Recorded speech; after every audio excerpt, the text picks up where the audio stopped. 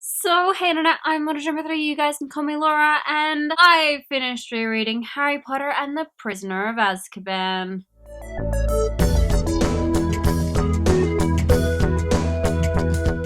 Growing up, this was my favorite one of the books, and it's still my favorite one of the books. It's just a great book. And as you can probably tell by these many colorful tabs, I have actually come into this video prepared. The phone call. How could we forget the phone call from Ron to the Dursleys? It's just a shouting match, really, because Ron's never used a telephone before. I mean, wizards have no need for phones when you have flu powder. Duh. I mean, seriously, who needs a telephone when you've got an owl? It's just so funny. The Quidditch Cup. I mean, come on. It's the Quidditch Cup. They won! It wasn't in the movie. And that's one of the major arcs in this, is that they almost don't get the Quidditch Cup because the Dementors are messing with Harry's mind and he falls off his broomstick and he loses his broomstick and the sadness. They win the Quidditch Cup and Wood. Oh, he's so happy. He gets to end his Hogwarts career with the Quidditch Cup after so many years of them not winning, of them losing to Slytherin. They finally win the Quidditch Cup. We get a little bit more insight into the voices that Harry hears when the Dementors come close. We actually get to hear the final moments of both Lily and James. Harry has those memories in him. They're there, of his mother and his father dying. He does remember it, but they're there. It's there. He can remember them. Oh god, it's just, you just see how courageous these people were, and you do really see how pointless James's death was. I mean, yes, he was trying to bide time, but the fact that Lily died anyway. Voldemort did not need to kill James, because he gave Lily the chance to go. He just went, you're dead, die, pathetic wizard. The actual situation with the fireball and it being taken away and stripped down to be sure that it wasn't jinxed and that Sirius Black wasn't trying to kill him with the broomstick, that for me was a big moment in kind of getting the whole everyone believes Sirius turned to the dark side, that Sirius betrayed James and Lily. Everyone thought so. Every single person, because they all believe that he was the secret keeper. And he comes from a long line of dark wizards, of people who are pure blood supremacists. It's not overly surprising that he would end up joining them. I mean, his little brother became one. Oops, spoiler. If you haven't read them, why are you watching this? I find it very confusing. The whole plot of this is very confusing. Sirius starts actually acting like the serial killer.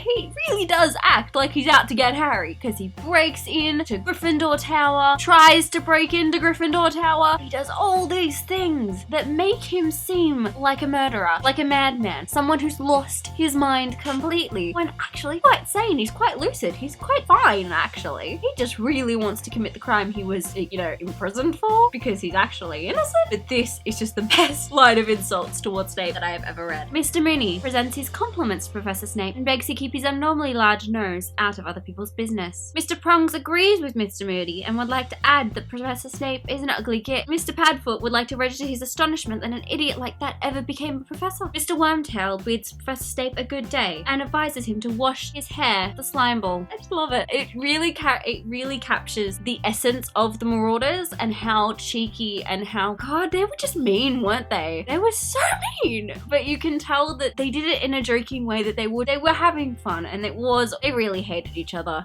Seriously hated each other, no pun intended. The Leaky Cauldron stay. Florentine, I don't know how to say his name, but he is the ice cream guy that helps Harry with his homework, with his history homework, with his history of magic homework. It's like, we all remember that scene in the movie. Harry is pelting Crabbe, Goyle, and Malfoy with snowballs and dragging him out towards the Shrieking Shack, and he's just freaking out, and he pulls Crabbe's pants down and all these wonderful things. It does happen, but Hermione's not there. It's just Ron, and it's mud, and Harry's hood of his cloak gets pulled down. Malfoy just sees this disembodied Harry's head and runs back up to the castle, where we get that scene with the funny insulting Snape bit. I think that's actually funny and very kind of more fitting that Harry kind of gets caught in Hogsmeade when he, how did your head end up in Hogsmeade? The Grim, a giant spectral actual dog. A big black dog is what the Grim is. What's Sirius is, Animagus? A big black dog. It wasn't showing the Grim, it was just showing Sirius. So far, I'm getting little facts from a Hogwarts history. The fact that no one can apparate into Hogwarts, it's impossible, and Muggles can't see it, you can't fly into it. All that information is in Hogwarts history, but no one bothers reading a Hogwarts history. J.K. Rowling, if you're watching, please write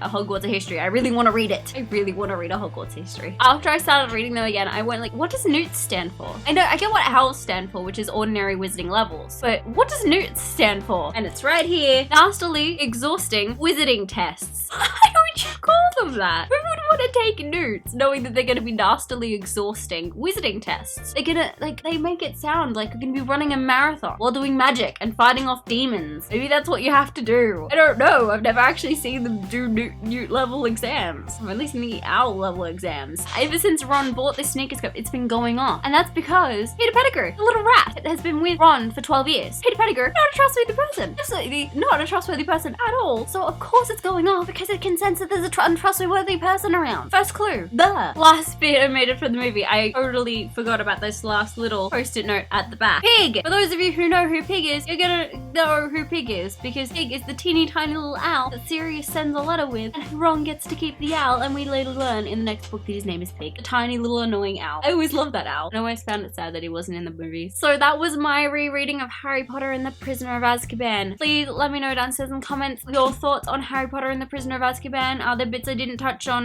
I will respond and we will chat. I will see you guys again on Monday, and until then, don't forget to think differently. Bye. When you're trying to prove your point and I'm trying to prove my point, and we just keep going and going and going and going.